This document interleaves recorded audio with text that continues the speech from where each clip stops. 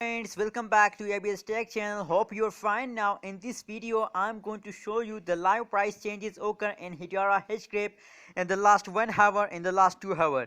So before starting this video, kindly click the subscribe button now and complete my 2K subscriber. A lot of people are not subscribing my channel, so please click the subscribe button and kindly support me. Now let's see what's the price changes in Hedera Hashgraph in the last 1 hour. Let's see what changes occur in Hedera Hashgraph in the last 1 hour.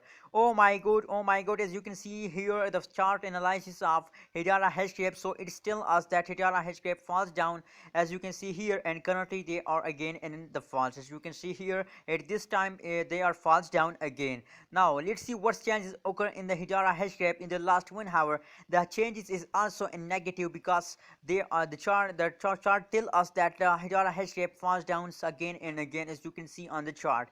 So the changes as negative 0.13% occur in Hedera Hashgraph in the last 1 hour, as you can see now on the screen. And the high price of Hedera Hashgraph in the last 1 hour is $0.34368 is the high price of Hedera Hashgraph in the previous last 1 hour.